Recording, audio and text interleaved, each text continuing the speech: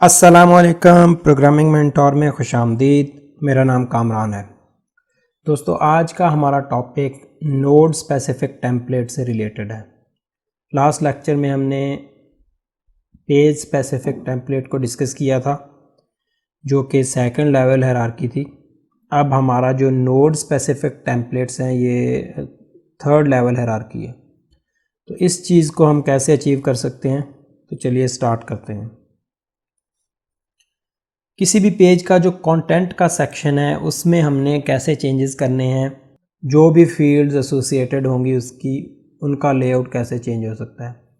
Overall page की template change नहीं होगी, बिकॉज जो कंटेंट सेक्शन है उसका डायरेक्टली पेज की टेम्पलेट से ताल्लुक़ नहीं होता। किसी भी नोड के साथ जितनी भी फील्ड्स हैं वो कंटेंट सेक्शन से रेलिवेंट होती हैं।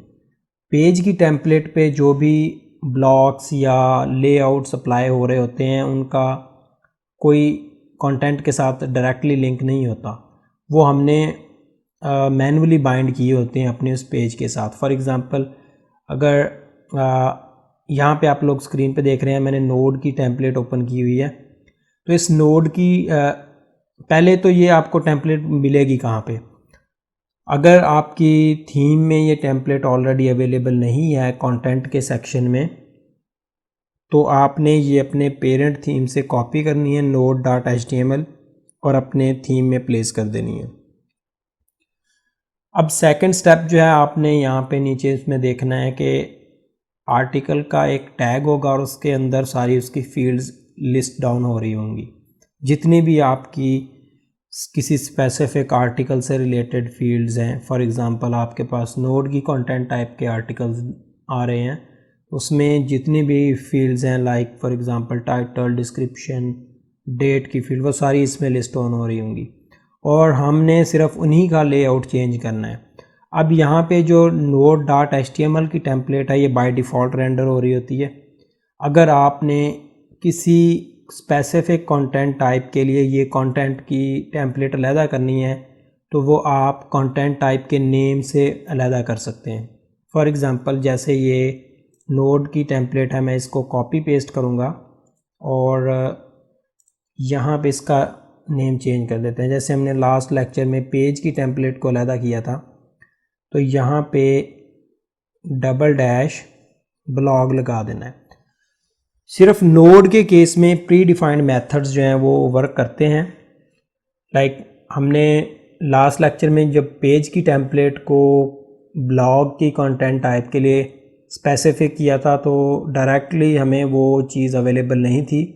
हमने थीम हुक सजेशंस को यूज़ करते हुए इसको पहले रजिस्टर किया कंटेंट टाइप के नेम्स के साथ और फिर हमने उसकी टेम्पलेट बनाई। लेकिन नोड के केस में ये ऑलरेडी डिफाइंड होती है। ड्रूपल के जो स्टैंडर्ड्स हैं उसमें अगर मैं यहाँ पे ट्विक टेम्पलेटिंग में, ये नोड का सेक्शन है, तो यहाँ पे आप लोग देख सकते हैं कि इसका एक पैटर्न है जिसमें नोड और आगे content type, double dash content type का नेम। तो जब आप इस तरीके से इस टेम्पलेट को बनाएंगे तो स्पेसिफिक कंटेंट टाइप के कंटेंट सेक्शन में टेम्पलेट जो है वो अलहदा हो सकती है। इसी तरह इसके और भी मेथड्स हैं यहाँ पे, जैसे कि किसी स्पेसिफिक नोड की आईडी के साथ या उसके व्यू मोड्स जो होते हैं, डिस्प्ले मोड्स, उसके साथ भी हम इसको अलहदा कर सकते हैं।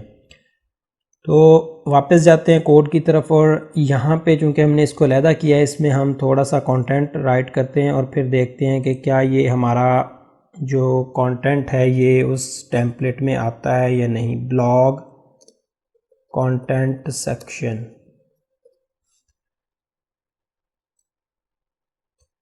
तो इसको हम सेव करते हैं। एक दफ़ा इसकी कैशे क्लियर करेंगे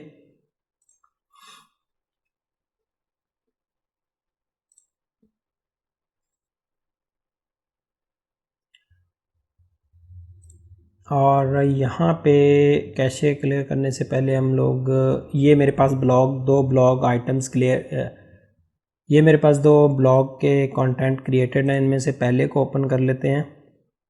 और अभी इसका ये जो कंटेंट सेक्शन है इसमें मेरे पास वो जो हमने टेक्स्ट लिखा है वो नहीं आ रहा। तो सिंपली हमने यहाँ से इसकी कैशे जब क्लियर करनी है तो उस वक्त हमारे पास वो कंटेंट अपीयर होना शुरू हो जाएगा।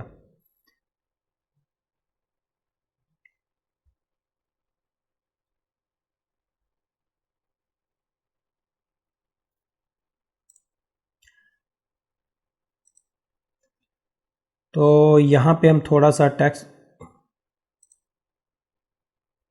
तो यहाँ पे मैंने ये एक लाइन टेक्स्ट की मैन्युअली एंटर की है। इसको हमने चेक करने के लिए अपने ब्लॉग के पेज पे जाना है। अभी मैंने ये लिस्टिंग 2 का टेस्टिंग 2 का जो ब्लॉग है हमारा, इसको ओपन किया हुआ है। तो इसके कंटेंट सेक्शन में मेरे पास वो कंटेंट अपीयर नहीं हो रहा है।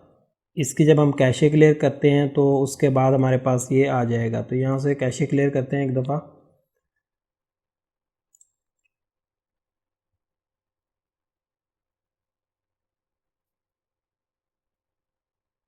और वापस जाते हैं, पेज को रीलोड करते हैं। तो यहाँ पे हमारे पास वो कंटेंट की लाइन जो है वो अपीयर हो चुकी है जो मैन्युअली हमने एंटर किया था। अब अगर मैं बैक जाऊँ और किसी और नोड को ओपन करूँ जो ब्लॉग से रिलेटेड है तो उसमें भी यही लाइन अपीयर होगी। लेट्स से इसको मैं ओपन कर लेता हूँ। इसके टॉप पे भी आपको नज़र आ रही होगी, तो इसके डिटेल पेज पे आपको ये नज़र आ रही है।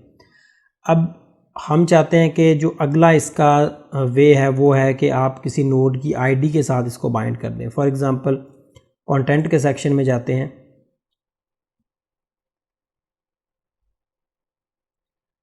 और यहाँ पे टेस्टिंग 2 जो है इसका आईडी हमारे पास 3 है। तो यहाँ पे हमने ब्लॉग वाली जो टेम्पलेट है इसको रीनेम दोबारा करते हैं।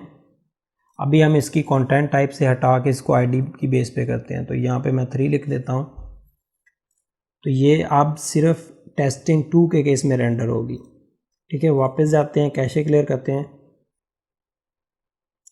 और दोबारा इस पेज को रीलोड करते हैं। अब ये टेस्टिंग ब्लॉग है, इस पर वो टेक्स्ट गायब हो जाना चाहिए क्योंकि इसका आईडी 2 है।